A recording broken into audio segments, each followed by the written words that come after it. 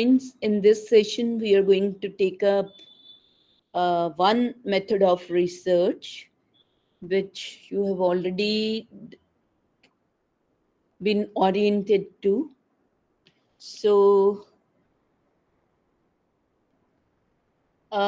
in the very first session, when you were oriented towards the research and the various types of research, one particular classification of research is based upon the methods of research, which might have been dealt by Dr. Gupta.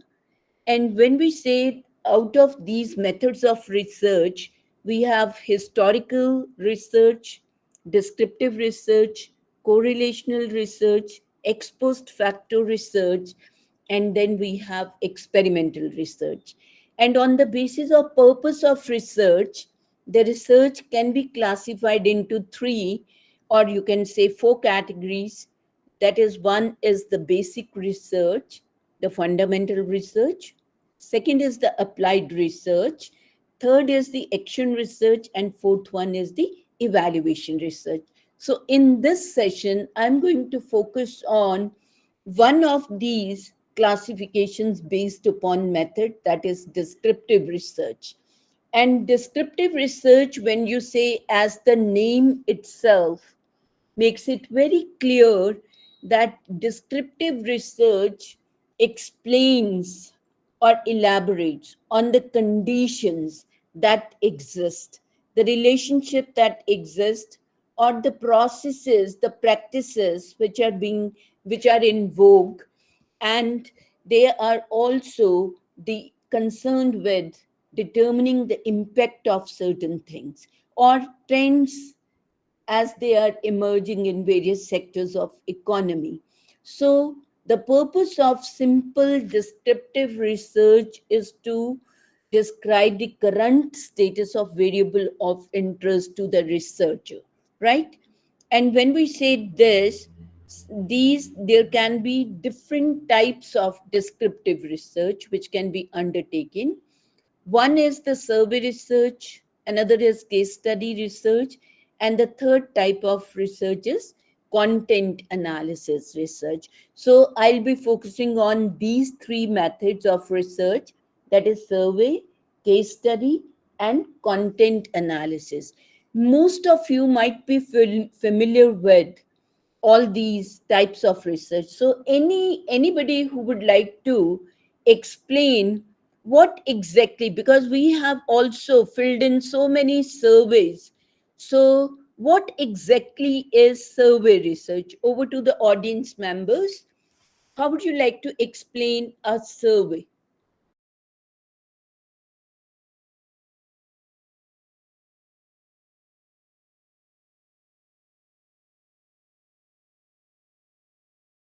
It is an attempt to collect data from members of the population, as Dr. Pooja has said, that we try to collect data and information from different groups and determine the status of the population with respect to one or more variables. So maybe you are interested in determining the learning styles of students of your electronics and communication or mechanical engineering or civil engineering, or maybe the students studying in technical education system. You can just prepare use a learning style questionnaire, distribute that to the students, take their responses, analyze them, and find out what kind of learning styles they have, whether they are analytic, whether they are global, or whether they are the verbal style of learning, or they have the visual style of learning, and so on. Or you might be interested in finding out how many large, medium, small scale industries are there in the Tri-City in Chandigarh, that is Chandigarh, Mohali, and Panchkula. How many industries are there related to electronics and communication engineering? Or maybe you are interested in mechanical engineering, so you want to identify the number of industries that exist in the Tri-City. That may, and what kind of strategies they are utilizing, or how that industry, how many industries they are able to integrate artificial intelligence in their processes. Maybe you are interested in finding out that.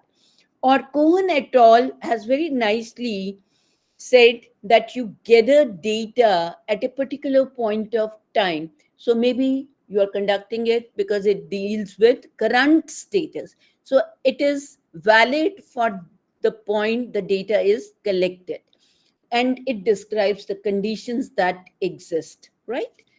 And or you have standards and you would like to compare the existing situation with the standards, what should be and what is, so you can identify the gaps that exist. So whenever you are thinking in terms of accreditation, there is standard laid down criteria, and you can compare the existing status with those standards and then find out where the gaps exist as far as the technical education or the courses are concerned. Then the relationships that exist between. And primarily, when we talk in terms of survey research, survey always tries to answer questions which are concerned with what. Now, let me just share some of the examples of the questions which can be answered with the help of survey research. Say, we are concerned with how many buildings in Chandigarh violates the construction. You can think of any area. So there are norms, there are standards available for the buildings. So how many buildings in Chandigarh they violate the construction norms? How many industries in Tri-City are fully automated? How many industries are utilizing 5G applications? What is the degree of utilization as we have taken up for the technical institution? So, what is the degree of utilization of facilities created for the public by the Municipal Corporation of Chandigarh? What are the electricity requirements of city? What is the extent of utilization of internet per day by the different age groups? Or what are the most preferred learning styles? The example I picked up. What are the qualification and experience of teachers working in technical institution? If these kind of questions, what, so whenever you say how many different job positions are available to graduate mechanical engineers in industry in and around NCR region, even that is giving you the status of the jobs which are available for graduate mechanical engineers. And then you can just omit this question, this is not here. Another one is, what are the reactions of Ukraine citizens towards the attacks by Russia? So you are concerned with studying the reactions the people have, or what is the readiness of technical. Just leave this. This is not here in survey. What are the reasons for low acceptability of engineering graduates? So you would like to identify the reasons maybe the various stakeholders have or the industry personnel have with respect to the low acceptability. What then you can leave this. Then you go to, what are the teachers' preferences for instructional strategies, or what is the level of satisfaction? So you can see all those questions which are concerned with the existing status with respect to resources, processes, phenomena, or conditions, or the beliefs, or the reactions, or the impacts of certain phenomena on the in the context. Those are answered by survey research. Those are to be answered by survey research. And survey research is, when we say, as the other researchers, also very systematic. As you have said, that whenever we are conducting a survey research, it follows through certain stages. And those stages broadly remain the same, that you identify the problem, you define the problem, then you try to select the methodology, that is, what will be the sample for the study, what will be the instruments. And primarily, when you talk in terms of survey research, it is the questionnaire which is primarily used, because it is one of the types of quantitative research which is carried out, that may be supplemented by the interviews or the observations, but primarily it is the questionnaire which is used to collect the information. And then you decide about how you are going to analyze your data, the statistical techniques which you will be using, which are based upon your objectives or the hypothesis for the study. And then finally you go for collection of data and then analysis and interpretation of the data. Then it is representative. When we say survey, now you can go in for population survey or you can go for the sample survey. Most of the studies which are undertaken are not population unless and until the population is very small, then you go in for the population survey. But if you look at census, which is conducted every 10 years in the country, that is an example of population survey because it involves huge effort, huge resources, and time, right? Therefore, whenever we talk in terms of survey research, mainly the researchers go in for sample survey. So when we say it's representative, the sample is representative of the population. That means it has all those characteristics which are possessed by the population. Say, for example, your population is homogeneous. It consists of only males in a certain age range. So the sample you will select will be the male members in that particular age range. But if your population is heterogeneous, you have children, you have adolescents, you have adults, you have old people in the population, and it also consists of male and female population, then you are going to use stratified random sampling to select your sample because it should represent the various groups that exist in the population. That means you have children, you have adolescents, you have adults, you have old people, and they also consist of male and female gender wise. So that becomes a representative. Then theory based. Whenever we raise such questions which are concerned being, there may be, if we are going to establish certain relationships or we are going to study the impact of certain thing, impact of technology on student achievement, so it is well grounded that when you use technology it is going to affect the student achievement. That may be positive or negative, that is a different issue, but it has impact on the student attainment. So it is again theory based. When we are saying learning styles, again the learning styles make difference with respect to the attainment of the student. So we are interested in determining the learning style preferences of the students. So theory based. Then we say it is survey, as I said in the beginning, is a quantitative research. So it is primarily trying to collect the quantitative information, and that's where you say that it is based on questionnaire and it is replicable. So whatever survey we conduct, you can repeat that survey to some other, in some other context or on some other population. So the study is replicable. You can collect the data and the information again, or you can conduct the study at different points of time, right? Now these questions I've taken up. So what happens, sorry, these are the questions repeated. So survey research itself can be classified. It can be, one way of classifying is that you can go in for population survey. Another is one can go in for sample survey. When you say sample survey, the sample is representative of the population, as I have explained, and it will depend upon whether your population is homogeneous or heterogeneous. That will be the consideration for selecting a particular sample strategy. Say, for example, you are concerned with uh, finding out why the reasons for indulging into copying in the examination by the 20 students who appeared in the examination. And this now is a population. That means the student who indulged in copying in the examination is only 20 students. So that is your population. So this population, which is small, is a purposive population, purposive sampling, and you can select all the 20 and gather data from them to find out why did they indulge in this, right?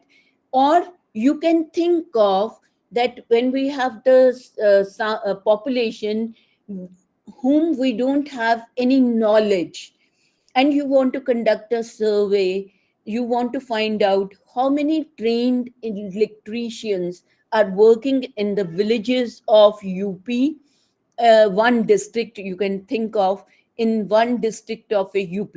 Now you want to identify the people who are trained. So this kind of a survey where you don't have any knowledge about, to gather the information about the population, you don't have the information, then you can go in for snowball sampling and select a sample that you are going to, you that will be snowball sampling. That is, if you have a reference of one or two persons who are trained, you go and ask, do you know anybody else who is trained and is working in the village of this particular district in UP? So you gather information.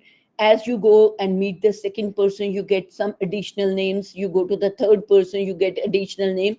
And this is how your sample is being carried out. So you can use probability sampling techniques, or you can use non-probability sampling technique to select the sample for the study. And when I say population, if homogeneous, one can go in for simple random sampling or the systematic random sampling. If the population is heterogeneous, you can go in for stratified random sampling. And if your population is scattered over an area and there is concentration of cases in some pockets and there is less number of the persons or the objects in other areas, say industry. So there may be certain areas where there's lot of industry available and there are certain areas where less number of. In that case, you cannot go in for simple random sampling or systematic sampling. You have to go in for cluster sampling. So cluster, which is also a technique under probability sampling. Then if you have, means the population, you don't know the complete population, and you have or you have a specific purpose which is to be served by your study, then you have to think of going for purposive sampling, non-probability sampling technique.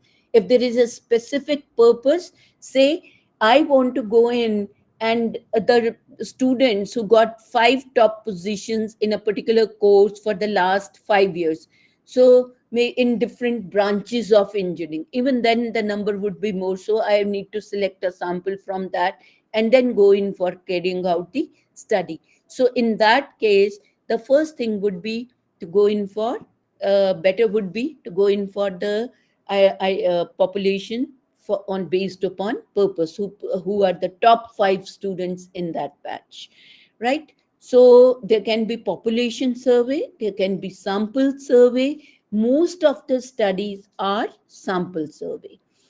Another way of classifying the survey research is, it can be cross sectional survey or it can be longitudinal survey. When you say cross sectional survey, the data is collected from different subgroups in the population at the same point of time. Now, say for example, I'm interested in the number of hours internet is used by the people of different age groups. That is, the children, the adolescents, the adults. So I have these 3 categories, and I want to know what is the average number of hours the person utilizes the internet. So it is going to be collecting data from different subgroups of the population at a particular point of time. Longitudinal surveys, as the term indicates, is over the years. So even in the longitudinal survey, you have different types. That means you can determine the trend. You can have a trend survey. Say the price of vehicles or price of mobile phones. So for the last 10 years, you have the data of the different models or different brands of mobile phones and how the prices have changed over the period of time for the last 10 years. Or maybe the price of the gold, the price of wheat, the price of etc., etc., you can think of. Or you can think of enrollment trends which have been there in a civil, electrical, mechanical, electronics, and so on. So, for the past 10 years, what has been the trend of enrollment as far as the civil engineering is concerned? Has it increased or has it decreased? So, is there a reduction in the enrollment or is there an increase in the enrollment in the branch of civil engineering? You can think of trend of employment. So, what has been the trends of employment for the graduate engineers from various branches? You can think of trend.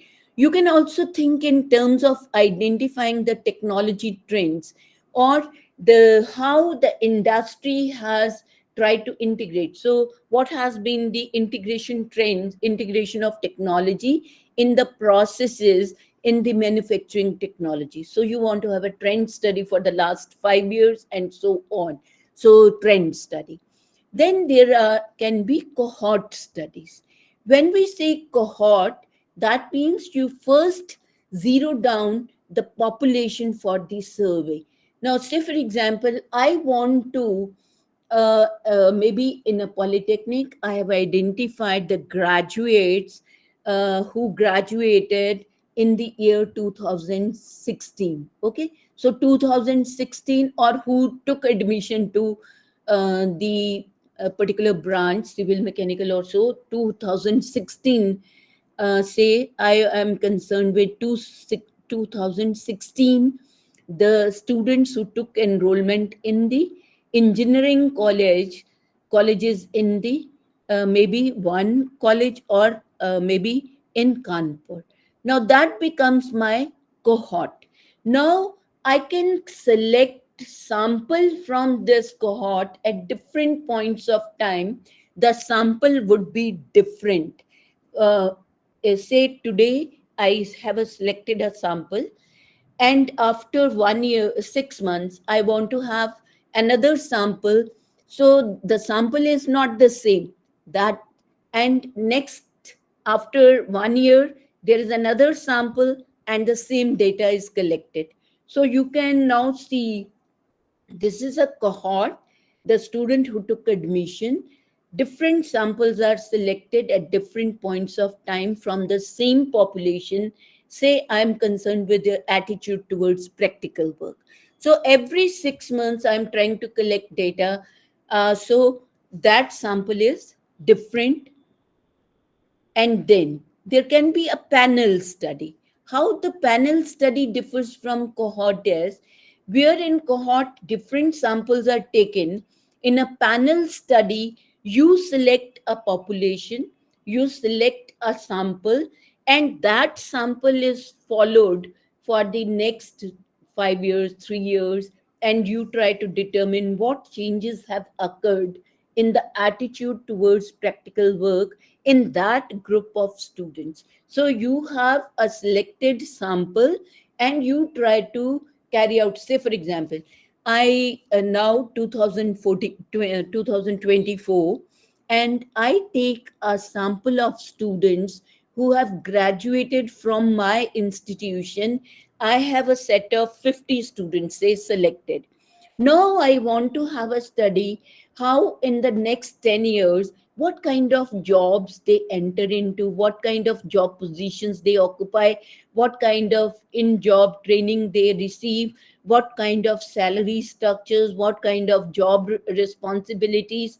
Now I try to follow these students for the next 10 years. So there is a panel that is being followed up. And this kind of a study is referred to as follow up study, which is being carried out. This can be a retrospective or a prospective study. You can take a sample where you follow them for the next 10 years, or you can identify a panel, say the people who are occupying CEO's position in various industries, and then you trace back that where did they do their schooling, when did they complete their graduation, what they, so you have a retrospective study, follow up study. So you try to gather data for the previous 10 years, how they have gone through that process when they reach the level of CEO. So for the past 10 years, what are the events that have taken up?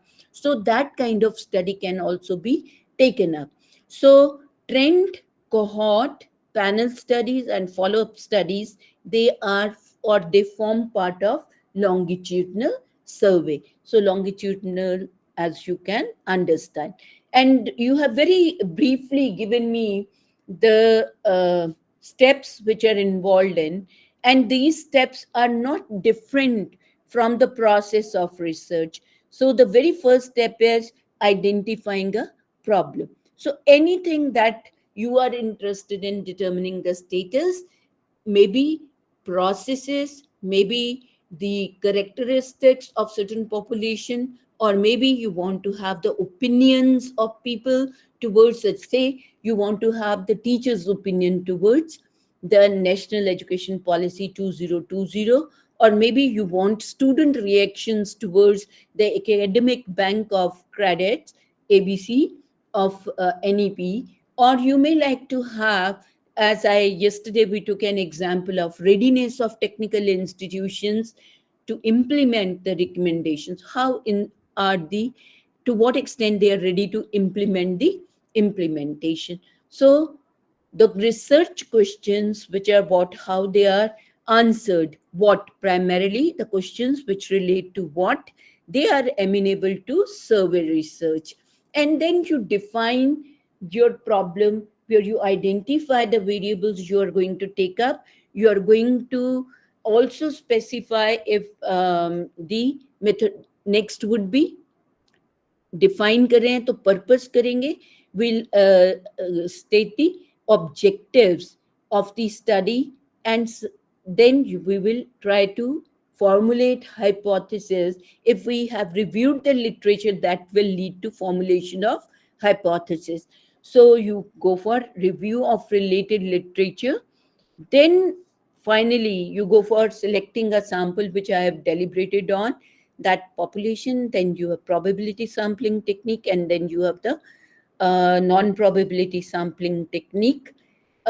These days, I would rather focus on one of the things, that the larger the population, the smaller proportion of the population would be adequate for the sample. Say you have population in terms of lakhs, right? If there are 1 lakh people who form the population, then 10% of that population may be good enough for the sample, or maybe 5% is good enough for the, as the sample for the study. But if your population is only 2000, then greater proportion of that population would be required to generalize the findings of the study. That you must take into account, and the adequacy of the sample size. And you must the way we are conducting studies these days, and we all are in use of Google forms, and we send the Google, even I have been doing this. But in that case, there is a limitation to the study. We do not know who exactly has filled in the Google form, because we send the links and then we get the responses. We are not actually, in many cases, not selecting the sample for the study. We only say, okay, we are going to the polytechnic students and so on. And we say, okay, we give the form to the teacher, she sends the links to the class, and then the students. And sometimes when these are anonymous, we don't get any information on the people who have actually filled in the questionnaire. So it has its own limitation. Or to mitigate the adverse effect of this kind of a sampling, what we need to do is actually go and gather data about the population. Then we should select a sample, and then on the selected sample we should send the links for filling in the Google form. That will be more appropriate way of generalizing the findings of the study rather than simply sending the links to the people and then we don't know who are the people who have filled in the form. Then develop instruments so you can use your questionnaires, you can use interview schedules, you can use observation schedules with the people. And when I say questionnaires, which is the primary source of collecting the data, then the questionnaire, if you are only concerned with, say I'm concerned with the enrollment trends and the pass percentages from the various branches for the 10 years. So in that case, the questionnaire consists of where I collect the data in a tabular form. Because if you go on collecting data, asking how many students, how many, and you want the numbers, no, that will, your data analysis would be a very cumbersome procedure. So there, the tabular forms would be more appropriate. Otherwise, there can be different types of questions which can be used depending upon the objective of your study. You can use yes no kind of responses. Say for example, you want to know, do you indulge in preparing a lesson plan for your instruction? Now this is a very broad question. When you say, do you plan instruction, yes or no? Now, there are a number of things which are included in the lesson plan. And when you say the lesson plan, then do you state the objectives? Do you write the readiness objectives? Do you select instructional strategy? Do you plan activities to be completed by the students? Now, there is series of questions which follow the broad questions. So, specific questions in which you are interested, and you can take the responses therein. Or you can use this, you can use the multiple response type questions. Now, for example, if you are taking up a study for the teachers and you are concerned with their instruction and integration of technology, you or maybe the media, then the specific question is, which of the following types of media you integrate in your classroom teaching? And you enlist PowerPoint slides, you have a videos, you have the quizzes, you may have the learning, self-learning modules, etc., etc. So there is no one right answer here. The person can select multiple answers. This kind of item is a multiple response type item which will provide you the information. How many teachers are utilizing PPTs? How many teachers are utilizing slides, though they are outdated? How many teachers are utilizing video films? How many teachers are integrating virtual reality and bringing the industry processes in the class? So that will, that is a kind of multiple response type item. Or you can have items where you want the people to rate something. Now, say for example, you want the student opinion towards the teaching effectiveness. How effective is the teaching? Now, in that case, you want your students to rate the teaching in various courses of study. So here you are using a 5 point scale, say excellent to poor. So excellent, very good, good, satisfactory, and poor. That is a 5 point scale, or you can use 3 point scale, 5 point scale, 7 point scale. So you are using. So whenever you want us to people to rate something, so rating type items can be used. Or you ask the students to rank. Now, if they are taught by 10 teachers or 6 teachers, say 6 subjects are offered in a particular semester, so you want the students to rate, assigning 1 to the most effective and assigning 6 to the least effective. So you have a ranking type item which can go into the questionnaire. Or if you want to ask problems faced by the people, maybe by the teachers, by the students, or the industry personnel, or the person who's at the workshop, the person who is responsible for the job. So what difficulties you experience while performing a particular job?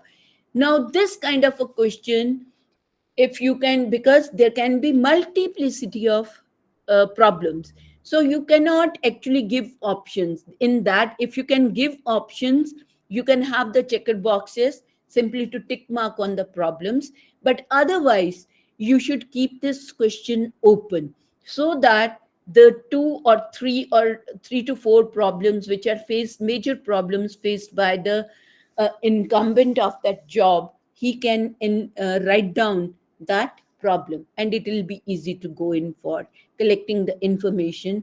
So you can use, or if you are interested in gathering data and information with respect to an issue to which the people agree or disagree, again you can use a rating scale where they need to indicate their agreement or disagreement with the statement.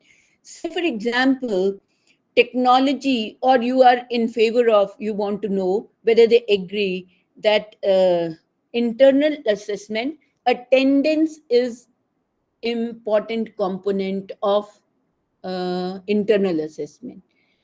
Now here, or should be in attendance should be an integral part of intern. There may be difference of opinion, some may agree, some may disagree. Or you say the internet utilization need to be integrated into the task assigned to the students in the classroom. So agree or disagree. So people can give whether they strongly agree, they are neutral, they are undecided, they disagree, or they strongly disagree with that. So you can use agreement. So depending upon what is it that you would like to measure, you need to uh, have the questionnaire items designed to satisfy the objectives and the purpose of your study. Then when you talk in terms of that you have collected data through a questionnaire, that data needs to be supplemented by, because you need to validate that data, cross validation is needed. So maybe 10% of the sample you interview. Now you talk to the teachers who have already said how they plan instruction. Now you interview and cross validate whether that is being done by the teachers in the before they take up instruction or not. You can also gather data to cross validate from the students. So whether the media being said that their teachers are utilizing the media, the students can cross verify that whether the teachers are utilizing that media in the classroom or not. Then you can also think of having selected number of people whose classes are observed in the institution, and that may give you a better idea of how the teachers are utilizing technology in their classroom instruction. So observations can also be used. And it is very, very important that triangulation technique is used whenever we have people at in different, say, teachers and students and administrators there. So you gather data from these three, and then you can cross validate the data which is collected. Or you have collected data from the job incumbent, now you have the superiors, you have the subordinates, you have the colleagues. So you gather data from different people to cross validate. So this is called triangulation technique, which can be used. Now once the data is collected, so whatever your questionnaire hai, observation interviews hai, then you analyze the data and interpret the data. So primarily when we are talking in terms of a survey study, and we are concerned with determining the reactions, determining the identifying the agreement or disagreement with certain things. So depending upon the research question you have, breaking down that research question into objectives. So you go for analyzing the data where you are using descriptive statistics, or you can descriptive is where you are going in for the mean, median, mode, or measure of dispersion where you're calculating the standard deviations and so on, and you are trying to summarize the findings of your study. But if you're concerned with that there are males and females in the population, and you have taken the data, and one of your the objectives of the study was to compare the attitude of male and female teachers with respect to technology, integration of technology in teaching learning.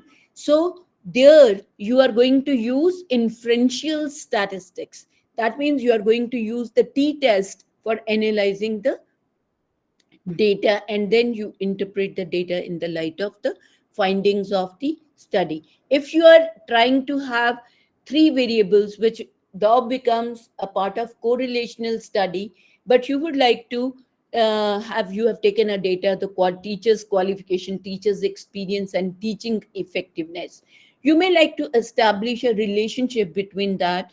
Even that would, where you are calculating the relationships among the three variables, so you can use inferential statistics. So this is one part. Any questions so far with respect to the survey studies? Any question from the audience? Now we move on to the second part, which will be dealing with the case study and the content analysis study. Now, here in day to day life, we observe certain events that are happening.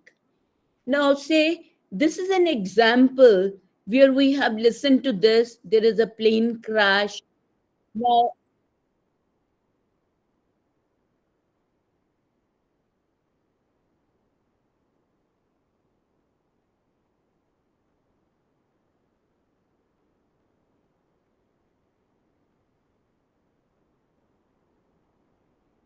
this is one example which you can get, that there is a plane crash. There, say for example, in addition, oh, kya ho gaya? Chalo bhai.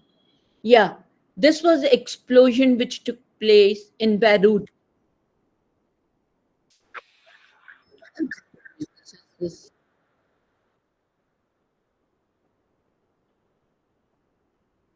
oh, this event it is no, it is taking time. Just a minute.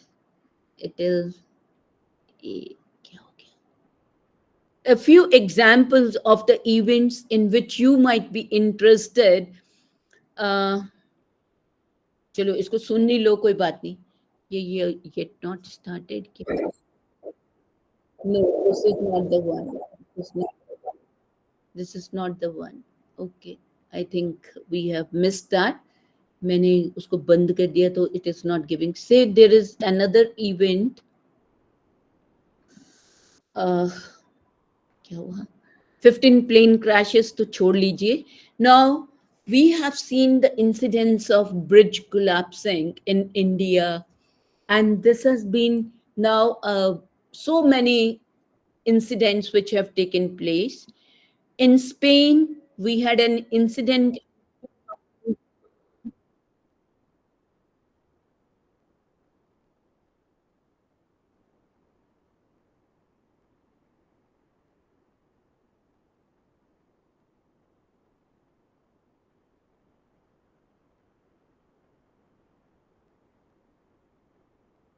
Now, see this kind of incident which is taking place. कहाँ गया? ओ, बंद क्यों नहीं हो रहा? अ, ये आपने देखा स्पेन वाला एक्सीडेंट. नाउ उसके बाद I just took an example of the derailment where a train collided with another, and there were people. This happened in India. And then we had incident of Tata Nano car, and you might be able to recall in 2010 when it was launched, the few pieces which were sold initially, the new cars, they burned themselves, so there was flames on the roadside. Now this phenomena when occurred, Tata jumped into action and called back all the units which they have sold and tried to make the modifications so that the it doesn't occur again. This happened in 2010.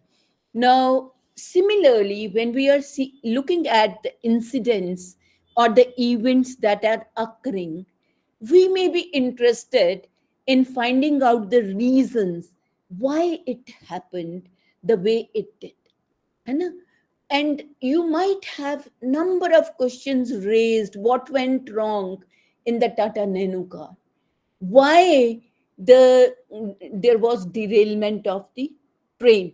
Why there was a plane crash, and so on? And in the education sector, you might be interested, that you are interested, there is award winning industry in the industrial sector, so you are interested in how did they implement the total quality management in the industry. Or you may be, if a technical institution has gone in for ERP, that is enterprise resource planning, you may be interested how was ERP implemented in a particular technical institution or a particular industry. Or if you have in your vicinity number of institution, and you find one of the institution excelling in one particular aspect, say YMCA Faridabad, when we took up a study, it was one of the best institutions which could establish linkage with the industry, and their students got employment. When they were pass out, they had two to three job positions in their hand. So how could YMCA Faridabad establish the linkages with the world of work? That was the question which we tried to find an answer to. Likewise, today when we try to analyze around, IIT Bombay is one of the institutions which has very strong collaboration, international collaboration for research. So why IIT is able to forge those kinds of tie? That is a question we are interested in. How an institution or industry prepared itself for obtaining ISO certification. So you have number maybe selected 10 institutions, 20 institutions which have got ISO certification. So you are interested in finding how those 20 institutions or one of those institutions interested prepared themselves for ISO certificate. And this is when you have got NIRF ranking. So how an institution got a top rank in the NIRF ranking system? How are structures? Now this is where they are considered to be the masters. So they have the expertise. How are old structures demolished in USA? Or how Singapore is able to manage their waste? And then you don't see waste there. So how Singapore is able to manage the waste, and what are the strategies they are adopting? How are interpersonal relationship maintained in a particular society? Working environment, yesterday we took up an example of the working environment in a particular institution, which is a top ranking institution. So you can see, when we are concerned with questions related to how and why, survey research is not of much use. We look for case study.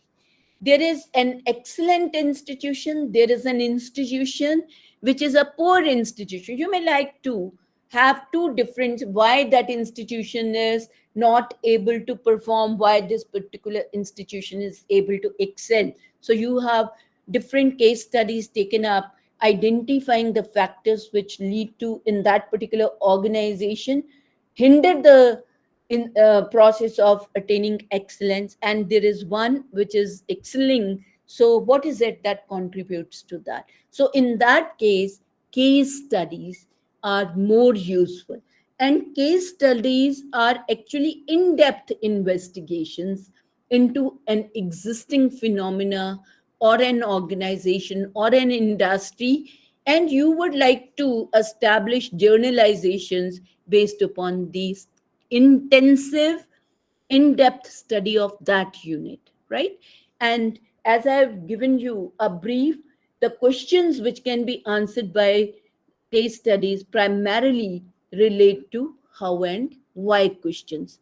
Now, the strategy, when we say case study, uh, चलो ये तो जिन ने कहा है, which is you can read it because I've already given you. And here, when you go deeper into a phenomena or an organization or an industry, you are going to utilize As the survey research is based upon primarily the questionnaire, in case study, you are trying to have the data from the multiple sources. So, multiple sources of evidence, which I'll take up when we go to the how this case study process differs. So, you can look, it starts with the objectives.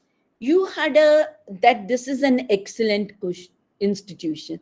So this is an excellent institution in terms of academy and industry linkages. So what is it that is leading to? So you had certain hunches in your mind. What could be the possible reason? And you try to state objectives.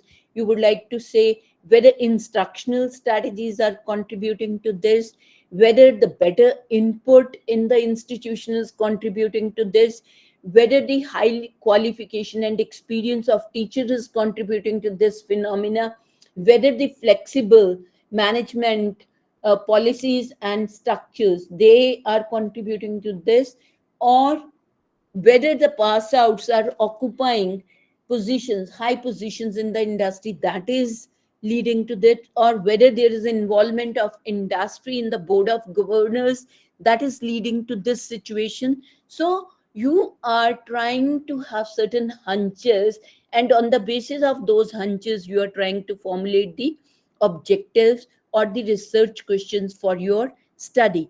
And once you have done that, you would like to state the proposition, how the quality of input, these are hunches you are utilizing, and then staying the relationship between the input and the excellence, the linkages in your instructional strategies, how they are going to impact the output from the system, and thus the linkages and so on. So you are going to state the, I'll just give you the example. Then we select the design approach. So we try to select the unit which we would like to study, whether YMCA Faridabad, IIT Bombay, or we are going to have SRM, or we are going to have a study on the Punjab University, or we are going to have a study on the IGNU. So unit of research, and you can think of whether you are going for single unit study, or you are going to have the multiple unit case studies, and then you come to generalization. Say for example, we have top ranking institution in NIRF. For the past 5 years there were 5 different institutions which occupied the first position in the NIRF ranking. So I can take up 5 different case studies, 1, 2, 3, 4, for the institutions, and then come to generalization, how the institutions are able to excel and secure the first position in NIRF. Another could be what could be some of the similarities and what could be some of the difference. So multiple case studies can lead us to have better generalizations, right? And then we decide the primary tool in case of the case study are the interviews.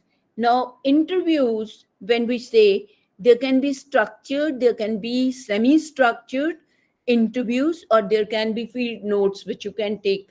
Now here when we say structured interview is simply a replica of the questionnaire, so you have set of questions, but in case of case study it is always better to go in for semi structured interview, which adopt a style of funneling, that you have a very broad question in the beginning. Say for example, I had taken example where in the case of instruction, and I said, do you plan instruction? Now the answer given by the respondent, yes or no, will give me a clue whether I need to pose the probing questions of writing objectives, selecting instructional strategies, selecting instructional activities, providing the so reinforcement, and so on. If the answer is yes, I'll go and pose the specific question. If the answer is no, I will not go and ask the probing question to the person, because he doesn't do that activity at all. So it saves time. So you have broad questions followed by a set of specific or probing questions, and it will depend upon the response of the person. And many times it happens, and it is not that you will try to ask questions, broad questions, in the sequence you have enlisted. Now, say for example, a teacher who has just finished a class and you would like to interview that person, you will simply start from how was the class today, and you start from there, what happened in the classroom today, and then go to the planning of instruction. But yes, freshly, if somebody is coming and I'm going to take the interview at 9 o'clock, he's just arrived at the institution, maybe I start from the planning and then go to the next component. So here, uh, then comes the collection of data through interview, and then you can make certain observations. You can check the records also. आती हूँ इसके ऊपर, फिर then we do analysis, which is qualitative. Now here you can see a case study which we had taken up of the YMCA Faridabad, just an example. So the objectives here were to trace the historical development of the institute, mission, goals, and objectives, describe the nature of programs offered and their relevance to employment sector, identify characteristics of student input, identify the resources which were available at different points of time, understand the nature of curriculum instructional processes being used, understand the policy structures, processes. So all these you can see what the objectives of the study. And then we had certain hunches, as said I. So we had certain hunches that students selected through entrance test, which screen them on the basis of their aptitude and professional, because they had a system of having a aptitude test. So professional and written examination was there, could influence learning environment and output. So better quality student leading to better output of the program was the hunch. Course offerings of great worth and relevance to the requirements of the world work are considered factors that contribute. These were the hunches. Because if you have hunches enlisted before you start your case study, then the what kind of data and information you need to collect, from where you need to collect, and how to do the pattern matching, how to build the relationships among various variables, that direction and that guidance comes from the propositions you formulate initially. And these propositions which you initially make are only the tentative ones. As you proceed in data collection, these hunches may change. So, but these provide directions. And then you decide the approach. Select the unit of the study, then the who will be interviewed, whether students will be, teachers would be, management would be, industry personnel would be, and so on, or the pass outs. So you, and then are you going to see the records which are available? So maybe service records are available where you can get idea of what was the qualification experience of the people who occupied different positions, who were the people who had workshop experience came. So you had number of records, archival records, existing records, the lesson plans which are available, the workshop and the laboratories where the machinery equipments are available. Some the leftovers are available, the artifacts were available. So select and develop the measuring instrument.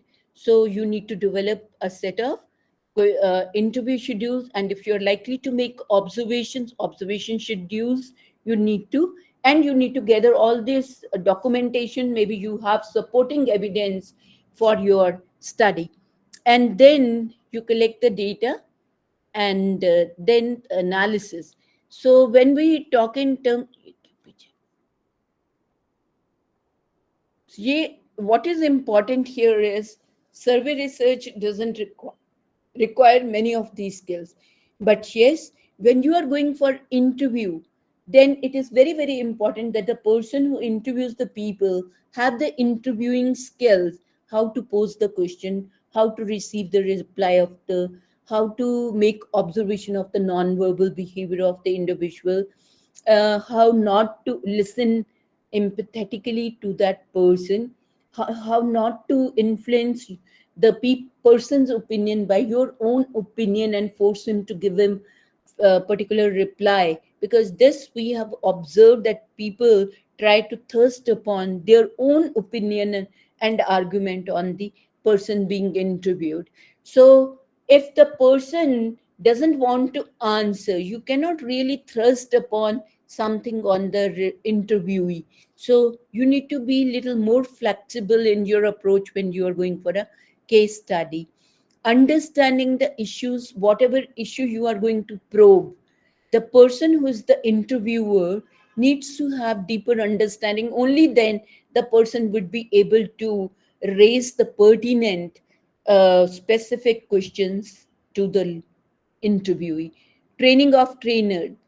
Training of trainer is if you are having more than, sorry, here trainer should not be there, but training of the interviewers. If you have more than one interviewer, then training becomes essential, and each one of the interviewer should be familiar with the objectives, the research question, the tools, the kind of precautions which need to be taken while collecting data, and then they should be able to get involved in the data collection. And interview schedules would require, even if you want to record, the permission from the person whom you are interviewing, that needs to be taken before you record the interview of the person. Otherwise, take notes, seek necessary permissions wherever it is essential. And then comes your sources of evidence. जो आपने कहा था वो तो मैंने बोल भी दिया है. Archival records, interviews, and documentation. Observations of the ongoing processes can be made. Then observations of the resources, say labs, classrooms, and you can see what kind of facilities, machinery, equipment is available. Then comes ये data collection छोड़ लीजिए, I've given you. जो आपकी case study research है, you have used all these, इसको भी छोड़, multiple sources of evidence say you have collected data. So how do you, ये आपकी few examples are there. How do you analyze the data? It is all qualitative analysis which is carried out initially, and then maybe wherever it is needed you can create quantitative. Say how you have themes emerging out of the case. Say for example, you have the problems, and one person has enlisted 4 problems, another has listed 4, another 4, another 4. You have 4 problems given by different people. Now you will try to find out which problem has been faced by majority of the people in that setting. So you go on having the quantitative information. First you prepare the memos where you have, and then you do the pattern matching also, what the teachers have said, what students have said, what the administration had said, and you do the pattern matching, and then you can come to certain conclusions. Here are few examples. A comprehensive study on solid waste vehicle routing and tracking. That is one which has been. Case study of initiatives taken by Alchemist for reducing water pollution. A wireless railways catenary structural monitoring system, full scale case study. Evaluation methods for improving surface geometry of concrete floors, a case study. So you can think of root cause analysis of fractured ASTM A53 carbon steel pipe at oil and gas company. Very specific case being taken up. Metallurgical failure analysis of a cracked aluminum 7075 wing internal angle. Okay, failure in. So you have number of studies, case studies which are available in the field of engineering and technology. So any now one of the another one was the content analysis. You can see here content analysis. It is say for example, we are, you can see here, UGC will review the quality of PhD thesis. Now, if UGC has to review the quality of PhD thesis, it will require close analysis of the thesis which have been submitted to UGC, right? So, ये आपकी बहुत university grant has announced that they'll be contributing a study that will check the quality. This requires close examination and analysis of the various theses submitted to UGC by the various universities. You can see the enormity of work which is involved and sampling which needs to be done. Or, say, for example, as a teacher, there are four books which are available in your course, and you want to select one and prescribe it as a textbook. Unless and until you go through the contents carefully, the kind of example used, the language which is used, the logicality, the coherence within the chapters, and so on, you are not able to recommend a book for the textbook. If you simply do it on the face value, that may or may not serve the purpose. So, proper content analysis need to be carried out. Or you are talking in terms of, we have lot of problems when it comes to the question papers, and we say the students higher level abilities are not being assessed. There are external choices which decrease the validity of the question papers, right? Now, how these conclusions have come to the fore, this is based upon the content analysis of the question paper.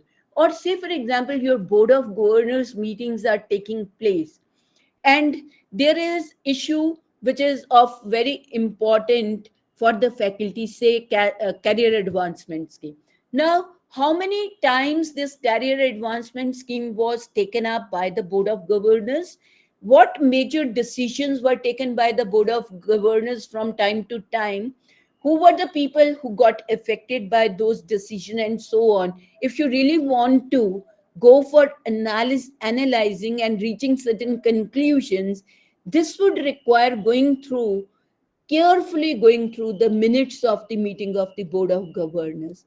And as you have seen, somebody who evaluates a research report, the PhD thesis, that person actually goes through each and every part of the thesis, and he minutely analyze with respect to the criteria for evaluation. So you are doing evaluation. In the meantime, if I ask how many errors were, grammatical errors existed in the PhD thesis. Now, this question can be answered if somebody has gone through very carefully uh, how many technical technically incorrect words were used in the, ये क्या करेगा, unless and until I've gone through it, requires content analysis, right? Or you have a novel and you want to see what particular theme the person has pursued, what sub themes were taken up by the author, even then you are going for. Or you have the policies.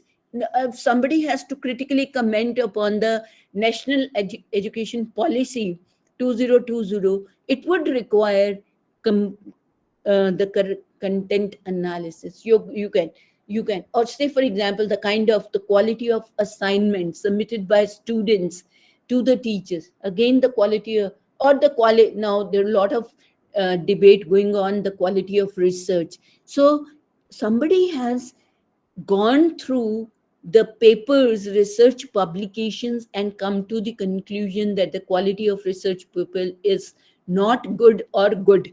अभी दोनों चल रहे हैं, तो क्या है? So content analysis, in simple word, is a technique which is used to make an objective and quantitative description of any content of communication, whether it is verbal communication, or it is a non-verbal communication, or it is a you have somebody orally speaking something and you want to do the content analysis, somebody's speech and you do the content analysis, or you have given a lecture, your students are analyzing the content and coming out with what was relevant, what was adequate, what was sufficient, what was incorrect, how many mistakes the teacher made in the class, and so on. This is nothing but based upon your content analysis. And this is where you are trying to convert the qualitative information into some sort of quantity, right? And now you have the softwares available. I have no idea of the name of that software, where you go in for theme analysis, sub theme analysis, and it you just upload that document and it will provide you what were the themes and sub themes dealt in that. So the content analysis study starts with stating the purpose of the study, going to the research question, sample of the study, sample the content. Now, just give you an example if there is no. Say, for example, the purpose of the study is to uh, uh, analyze the question papers of civil engineering for the past 5 years. ठीक है, analyse the question papers of, ये purpose है हमारा, analyse the question paper. अब जब analyse करते हैं the ये हमारा रिसर्च क्वेश्चंस क्या होंगे which will help us in fulfilling the purpose of the study. When we try to find out the adequate coverage, so is there adequate coverage of the content matter? That is one of the questions we need to answer. Are the different levels of learning outcomes assessed in the question paper? So are there questions which check remembering, understanding, applying, analyzing, evaluating, and creating level questions? हैं कि नहीं है? Are there adequate weightages given to the different levels of learning outcome? ऐसा तो नहीं कि ज्यादा weightage remembering understanding को है, कम वेटेज है to this problem solving, the higher level questions. I may be interested in how many choices they have been given in the is there external choice given in the question paper, because that affects the validity. So greater the choices, lower is the validity. If all questions are compulsory and covered the total content of the course, higher is the validity of that question. Then is there proper mark distribution in the question?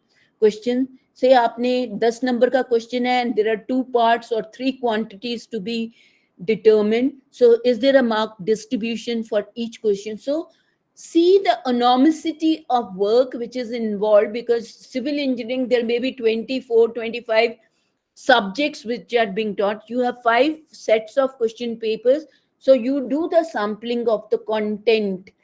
कौन कौन से question paper पिछले 5 साल के, may be from the 25 you pick up only 5 and then do the analysis. And before you go in for, you develop a classification system for analysis. Now say for example you have a table where you say these are the topics which are the part of syllabus, and you then say whether there is question in the 91, how many questions are there from topic 1, how much weightage was given to that question, and so on. Whether it was true false question, whether it was the multiple choice question, whether it was short answer question, whether it was restricted essay question, or whether it was extended essay question. So all this kind of analysis, so you develop a classification system where if whether I'm going to put a tick mark if that topic is concerned, if I'm putting a cross means no, or if I'm saying appropriate, am I giving A? If it is inappropriate, am I giving IP inappropriate or IA inappropriate? So what is the coding system which you will use for analyzing? Say for example, the learning outcomes, normally we use RC, remembering, understanding, RU, then application, then go to analysis A, and in the down where you have the small n, then you have analysis, evaluation E, and creating C. So all the 6 abbreviations we use. Then ensure high degree of inter-rater reliability. Because if different people are doing it, then you have five subjects. So one teacher is doing soil engineering, another is doing hydraulics, another is doing highway engineering, and so on. So you have five people who are taking up this task. So try to determine the inter-rater reliability. uh, ऐसा नहीं होना चाहिए कि one person classifies the same question as remembering, another classifying it as understanding. One is doing it understanding, and another is doing application. Then analyze data and so you try to convert the qualitative information into quantity. Now this is a rubric which I have prepared for evaluation of a research report. Say for example, you want to determine the quality of thesis. So there are preliminary pages, there is introduction, so you can use review of related literature, then you have methods and procedures, then you have analysis and results, and finally you have summary and conclusions and references or bibliography. So this rubric kind of a thing will help you in. So in other words, you can also talk of that this can be used as a coding system. So ये आपका I took up a one study where I did the content analysis of the master's level thesis in education, which were submitted by the colleges of education to the Punjab University.